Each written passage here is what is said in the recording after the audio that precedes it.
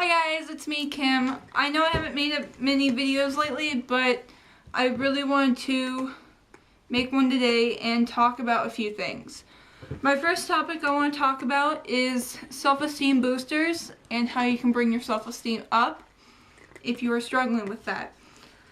My first thing on my list is make a list of 20 things that people have said or commented you on. Like, if someone in the hallway said, "Oh, I like your outfit today," put that down on as one of your things on your list. And just make 20 or more. If you find you have more, then put more down. And whenever you're feeling down on yourself, you can just look back on those and be like, "Oh wow, they actually thought my hair looked nice and my outfit looked cute," and all that fun stuff. It's supposed to bring your self-esteem up if you're feeling down on yourself. I would say don't change yourself for making friends. If they were really your friends, they would like you for who you are, not what you are trying to change yourself as. And I've personally struggled with this before because I've changed multiple times for just my friends. And then I realized that once they found out that I was trying to fit in with them, they totally shut me off and cut me off in their world. And that kind of hurt me because I was just shocked by the negative effect of that if you change yourself for who you are, then people won't like you. Just be who you are and people will fall in love with you. Well, not fall in love, but fall in love for who you are. Memory jar. This is a good one for if you, this is supposed to be starting at the beginning of the year, but you can do it whenever. Just make sure you mark it on your calendar. If you do plan on doing a memory jar, like in the middle of the year, like in August or something, whatever. What you're supposed to do with that is have a jar, and every time something good happens to you, it could be the slightest thing, like you found $1 on the ground. Or you can be like, "Oh, I got a new video game today." Like, all the happy things that happen in your life, and you're supposed to put that in your jar. And the next time a year comes around, you look at that jar and see all the happy things that happened to you during that year.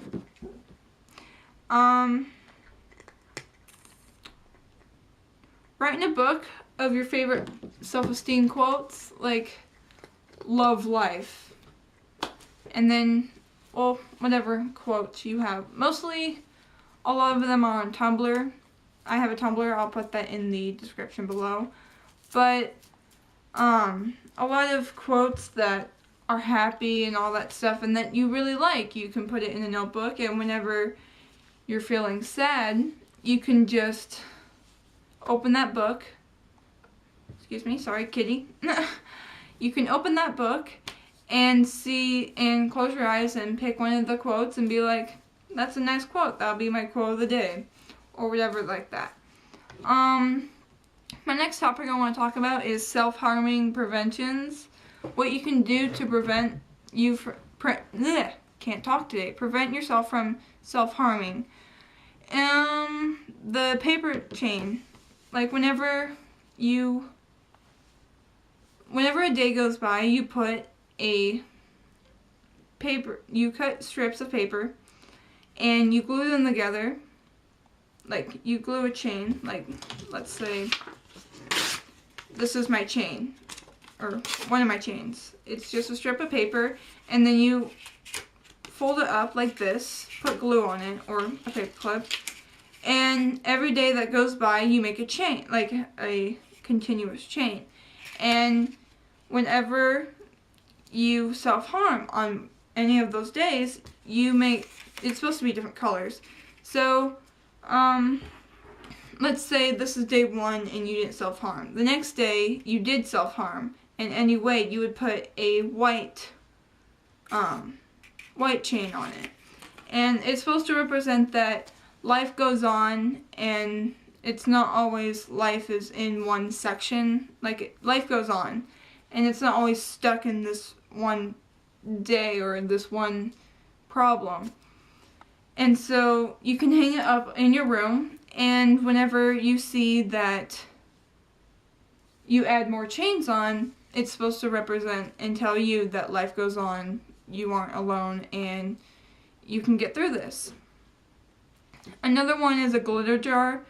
This is one if you have like an anger problem or anything like that. You can get a jar, fill it with water and glitter. You can either duct tape it shut, or you can screw it really tight. That's what she said. And whenever you're feeling angry, you can shake it really hard and just see the glitter fall down. It's like a snow globe, basically. You shake it up, and you see the glitter fall down. But a lot of people like being creative, so they make their own. And the butterfly project. This is a good one for if you self-harm in any places other than your wrist or your legs or whatever like that. Wherever you self-harm, you're supposed to put a butterfly. You can make your friends draw it, or you can just draw it yourself. But it's more meaningful if you name them after the people that are affected by your self-harming. Like, let's say your aunt is really affected by it, so you would name it after your aunt, wherever the butterfly is. And so it's supposed to represent that every time you self-harm there, if you do self-harm there, then you're killing the butterfly. And it's more effective if you name it after a certain person, because it doesn't just hurt you, it hurts them too, because the butterfly dies. But that's just supposed to be a thought process for you. You can either scream into a pillow, which I find really helpful because I always like screaming, and it's a great way to relieve your anger. You can punch something soft, not particularly a person, because that would be violent, but I always find it helpful whenever I punch my bed, because I feel like my bed can take it, and I just feel overpowered because I can beat up my bed. You can do a reckless journal. I'm actually doing this right now in the process, or I have one. It's not fully done, but every day I do a page just so I can get my mind off the world and just focus on what I like to do, which is art. And that's very helpful because to me, like, the whole process of the book is to destroy it, but in the process you create it as well. Like, you relieve your emotions into the book. And I find that very helpful.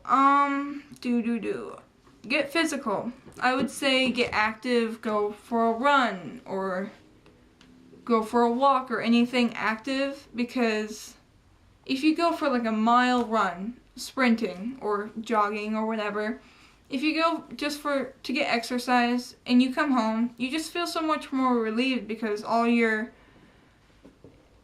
feelings are out because you've taken the time to relieve them, and not in a negative way. I would have to see what else is on my list. Oh, I would say draw a picture or write a poem if you're creative in that way, and all of you are. Talk to a friend or make a friend. That's very helpful because if you talk to a friend that actually understands the whole process of self-harming, you can't just go up to a friend and be like, hey, I have this problem and blah blah blah. It has to be a friend that actually understands what it's like or how they can help you. If you go up to a friend and you're like, hey, I feel like self-harming right now and I need your help, and the friend is like, oh, I'm sorry, I don't know how to deal with that. Okay, peace out. That's not really helpful. You have to find a friend that like talks to you about it or helps you through it. I mean, people come up to me for advice all the time to help them through anything, and I am willing to talk to any of you that need help with that, and I'll put my Tumblr down below so you guys can contact me whenever you need to and get advice or just want to talk. the INST, I am not sad today thing. Basically what you're supposed to do is make a sign on a piece of paper that says, I am not sad today. And whenever you're not sad, you take a picture. And every day that you aren't sad, you're supposed to take a picture of your sign. And sooner or later, you'll find that more and more days that go by, the more and more pictures you will take. And it's supposed to, and usually what happens is you find yourself taking pictures every day and then you're not sad.